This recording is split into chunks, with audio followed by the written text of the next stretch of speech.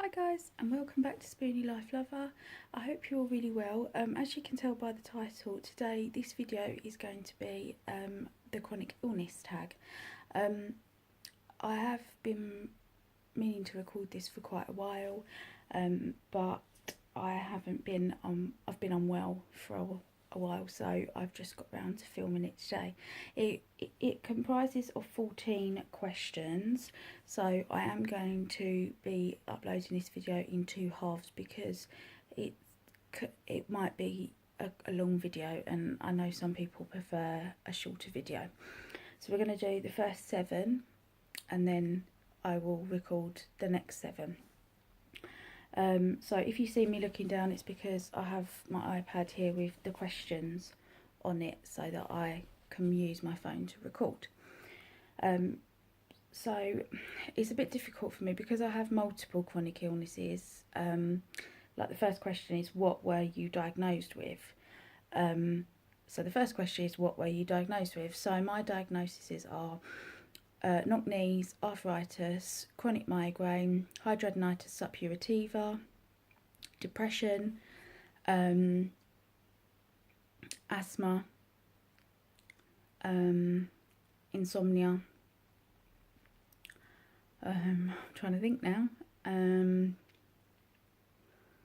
SVT, supraventricular tachycardia, complex regional pain syndrome, and I think that's about it. Asthma as well, I have asthma. So that's the first question. How long did you have symptoms before you got answers? For me, my main, I'm going to focus this question mainly on my leg problems. So for me, I was having symptoms for about a good 2-3 years before I got diagnosed with the problem with my leg. So quite a while, and my parents actually paid privately for me to see one of the best orthopaedic surgeons in this country, and within 4 weeks I was in having major surgery on my leg because my dad was actually having to carry me everywhere at the time because I couldn't walk at all. So it was quite a long time before I got the answers that I actually needed. Number 3, has any medications helped your symptoms, and what are the side effects? Yes, medication. I take multiple medications daily. I take around 22-23 tablets a day, and 2 liquids, 1 injection a week. And then there's other tablets for as and when required. Yes, medication has helped me a lot. Without medication I would be a lot more unstable than I am. That's not saying that I'm as stable as I could be, because I probably am not, but I am very, very grateful for my medication, and I am very grateful to be as stable as I am and as well controlled as I am at the moment. And like I say, the medication that I'm on has helped, and I'm very, very thankful for my medication. And of course, every medication has side effects. You take paracetamol, and for some people there's going to be side effects for that. It is just how it works. You're putting that into your body, there's going to be side effects. For me, the main side effects that I get is headaches from the Humira, which is for my hidradenitis suppurativa.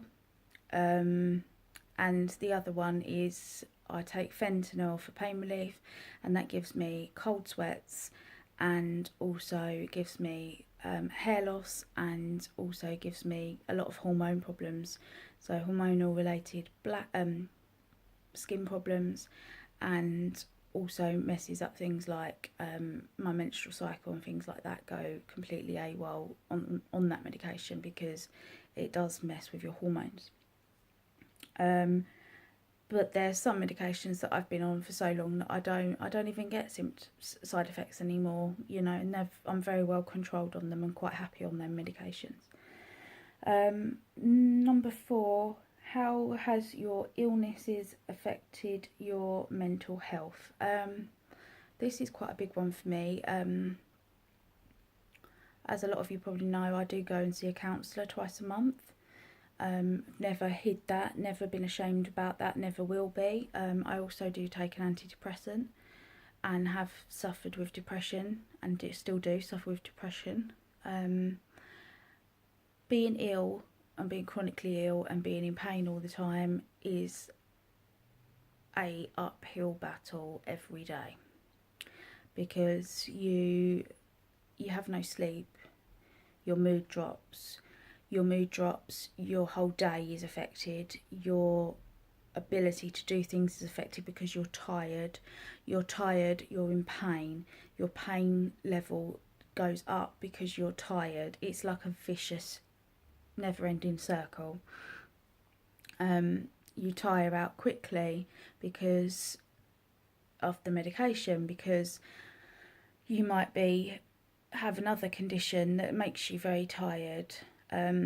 One of the ones I forgot to mention at the beginning is I'm being investigated for chronic fatigue syndrome, and my GP thinks she's 99% sure that I have that. So that's another one to add to the list. So there's always something. It's like a vicious circle. There's no beginning and there's no end. So for me, yes, it has affected my mental health. I feel a lot better than what I did years ago. I feel like I've got a more positive outlook and a more positive attitude on my illnesses, my disabilities, and how they affect me than I've ever had before. But that's not to say that some days I find it difficult to function mentally as well as physically. So yes, very much they have affected, and how they just, it's bound to, you know, you explain to any doctor, you give them a list of chronic illnesses, whether it be 2, whether it be 10, you are going to have, they're going to say, well, you've got a lot going on. Yeah, that's just that's how it affects you. It's a lot for somebody to handle. So you find yourself pulling this strength from somewhere that you didn't even know that you had strength, you know. I try to feel like I'm in control, and I try to feel as positive about it. I try to think about quotes that help me get through the day. You know, it's just a fear, it's not reality. You never know how strong you are until strong's the only choice that you have. And I try to be kind to myself, which is a big one. I try to feel like if I was a friend and my friend was going through the same as I am, what would you say to that friend? Would you be saying to that friend, you need to do better, you need to do better, you need to sort this out, you need to run around like a maniac, you need to go and do this, you need to do better, would you be saying that to someone? Would you be saying, look, you've got a lot on your plate, chill out, you know, you need to be kind to yourself, you're doing the best you can. So being kind to yourself is a big one for me. You need to be a little bit more understanding, and that has come with a little bit more confidence. Number 5, are your sleeping habits affected, and how? Yes. This is a big one. I can't remember the last time I had a full night's sleep. I was probably 10, 11, not even joking. I sleep for about maximum of an hour and a half at a time, because I find myself not being able to get comfortable, or if I do get comfortable, then pain wakes me up, and I just generally don't sleep very well. I take a sleeping tablet, which helps immensely, but even with that, I still don't get very good quality sleep at all. And it's something that I've battled with for a very long time, since I've been in my teens. And I think that comes with having chronic pain, and also comes with having depression, and your brain becomes quite active sometimes. So yeah, my sleep has been very badly affected, and some days I do nap, Some days I don't. It just depends what I listen to my body. If my body is telling me to have a nap, then I will. If it's not, then I won't. I listen to my body, and that's the best advice. If you feel like you need to go lay down, go lay down. You know, you do what you need to do, and don't be ashamed of listening to your body, and do that. Number 6, what is your social life like? This one for me is social life for me is, I've always been and always will be, to be honest, a bit of a loner. I like my own company. I don't mind being on my own. I don't get lonely. I read a lot. So I don't really socialise a hell of a lot. I do have friends, obviously, and I do go out with my friends, but I wouldn't say that I am a massive socialite and I'm out every weekend, and I'm, out with lots of different groups of friends, because I'm not, and I'm perfectly happy like that. That's how I've always been. I don't find it difficult to make friends at all, because I'm quite a chatty, bubbly person, but I've always found it difficult to sustain friendships, because when you're ill, not everybody understands that, oh, you can't do that because you're ill. And I'm sure a lot of other spoonies out there would understand this, that I've lost friends. I've lost a lot of friends through not being well, because they don't understand that I can't go clubbing at the weekend when I was younger, because I can't do that with my leg, and I'm in pain. I can't drink. I'm on morphine. I can't mix morphine and alcohol together, and you do lose people because they want to do that, and when you say you can't, they get the ump, and they're like, oh well, don't bother then, and they think you're being funny, but you're not. You're just being unwell. That's how it is. And I've kind of learnt to adapt to that, and I've kind of learnt to be okay with that. And I feel lucky now that the friends that I do have understand me and my illnesses, and understand if I let them down, and understand if I don't or can't do what I do. And that is massive to me and means a lot to me. And I would rather have 1 or 2 really great friends that I can rely on and understand than have 15 friends that I don't never speak to and don't really understand and don't really care about me and pick me up and put me down when they want. So social life for me is, like I say, I'm quite happy. I'm a bit of a home bird as well. I'm quite happy being indoors. I'm quite happy being at home. Probably a bit old before my time, if you like. A bit grannified. But I'm fine with that. When you don't feel well, sometimes that's the best place you want to be. You want to be curled up in your pyjamas with your cat on your lap and, YouTube or a DVD or a book. You don't want to be out on a Saturday night, everyone else getting drunk when you're sitting there sober. It's not much fun. So yeah, I'm quite happy with that. My social life has suffered, and it probably will do again. But the social life I have, I'm very, very happy with. Number 7, do you have a support system? Yes. I have the world's most supportive parents.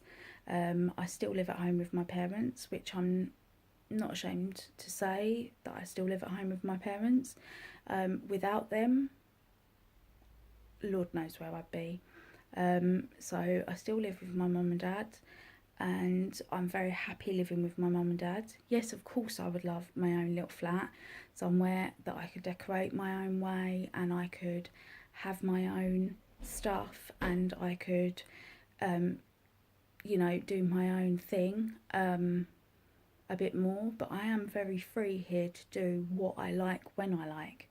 I go out, I drive, I have my own car, so I am extremely free, and I am fine with that. And my mum and dad extremely supportive of me. They support every decision that I make. I talk to them about every decision that I make about my health. They come with me to hospital appointments most of the time, at least one of them. If they cannot, then I come home and speak to them about my hospital appointment. They're very involved in my care. And also, I have an extremely close friend who is also quite unwell herself, and we bounce off of each other, and she is very understanding and knows me and gets me. So I always have her to turn to and her to ask advice. So yes, I do have an amazing support system, and I also have my very, very, very lovely fur friend and my beautiful fur baby Imi, who is just my little snuggly buggly, and I love her to pieces, and she just has to look at me and she understands, and I love her to pieces, and without her, oh, I just adore her, and she's my little snuggly cat, and I love her to pieces. And I would class her as a support system too, because she knows when I don't feel well, she'll be at my side, and that's just as important, and that cuddle can, you know, make you feel just as great. So that's the first half done. So they're the first 7 questions. So this video is already 16 minutes long, so I'm going to leave it there for today. So if you have any questions about any of the questions, then please leave them in the comment box, and as always, like, subscribe. Any questions you have, please leave them down below, and I will get back to you as soon as I can. Thank you very much for watching, and I'll see you again soon. Bye.